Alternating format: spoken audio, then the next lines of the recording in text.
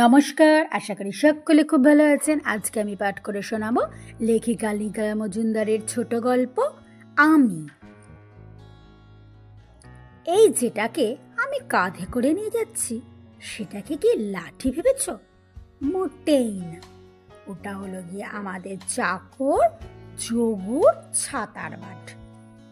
যোগু ওটাকে হাঁটুর ফাঁকে গুজে ট্রামে চেপে বাজারে যাচ্ছিল। এমন সময় একটা দুষ্টু লোক ওর মধ্যে একটা আতপোড়া বিড়ি ফেলে দিয়েছিল। তাই ছাতার কাপড় চোপড় পুড়ে একাকার। যোগুর রাগ দেখে কে, বাড়ি এসে ছুঁড়ে ওটাকে সিঁড়ির নিচে ফেলে দিয়েছিল। আমি লোহার খোঁচাগুলো ছাড়িয়ে ওটাকে নিয়ে নিয়েছি। লাঠির আগায় পুটলি বাতা দেখেছ? ওতে আমার টিফিন আছে, পিসিমার ডুলি থেকে বের করে নিয়েছি। ওরা আমাকে কেউ কিচ্ছু দেয় না, তাই নিজেই নিতে হয়। আমার সঙ্গে সঙ্গে কালো মতন একটা কি যাচ্ছে দেখেছ? ওটা ছোটকুর কুকুর পুকি। কোনো কিছু আমার নয়, খালি প্যান্টটা আর শার্টটা, জুতোটাও গন্টু। ওকে না বলে নিয়েছি। কোথায় যাচ্ছে জানো? রামধনুর খোঁজে। কে জানে রামধনুর গোড়ার মাটিতে এক ঘড়া সোনা পোতা থাকে নাকি।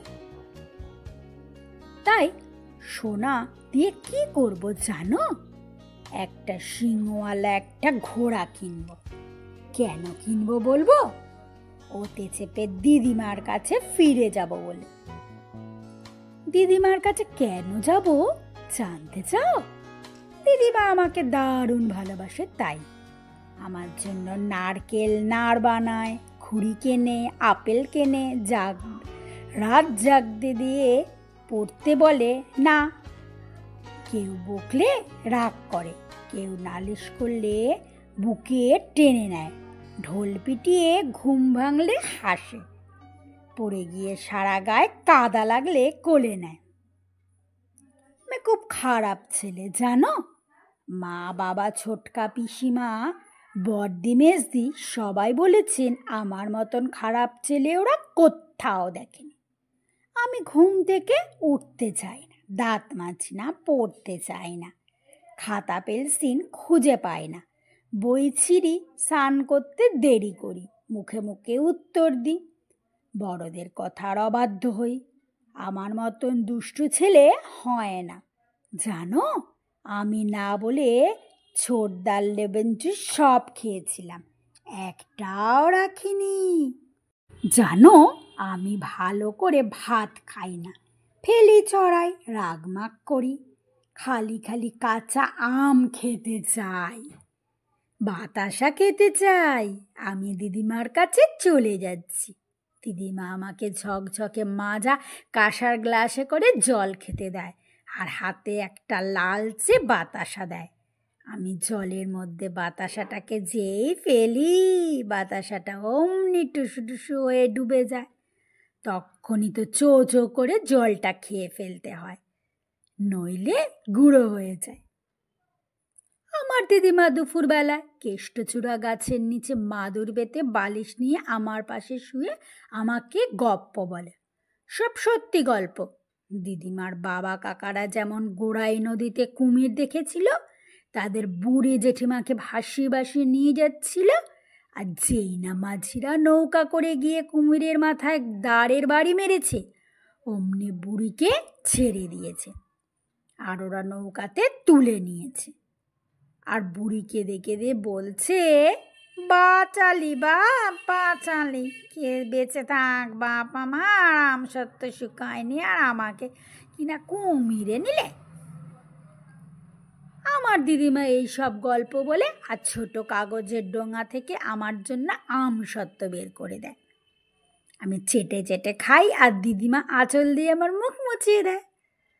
ওরা বলে বাপ কাকারা যখন কাটোয়া গিয়েছিল আর আমি দিদিমার কাছে 2 মাস ছিলাম, দিদিমা তখন আমার মাথাটি চিবিয়ে খেয়েছে, আর আমার বাবা মা এই রকম বলে।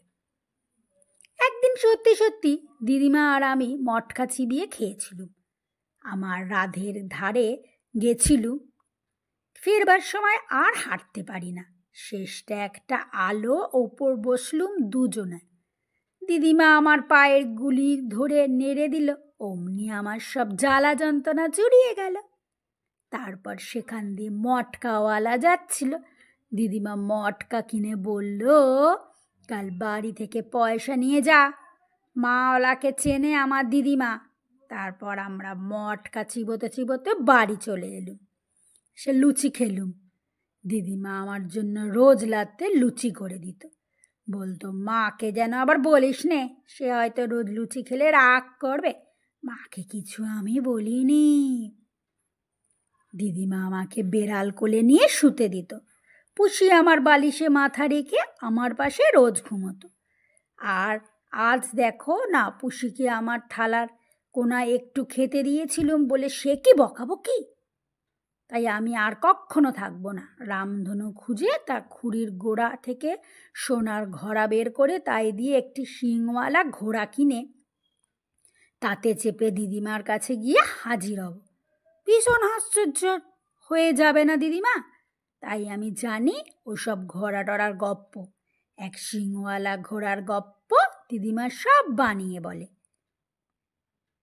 তাই সত্যি করে যখন শিংওয়ালা ঘোড়া চেপে হাজির হব, কেমন করে চমকে যাবে না দিদিমা? নমস্কার, আমার গল্প পাঠ এখানেই শেষ হলো।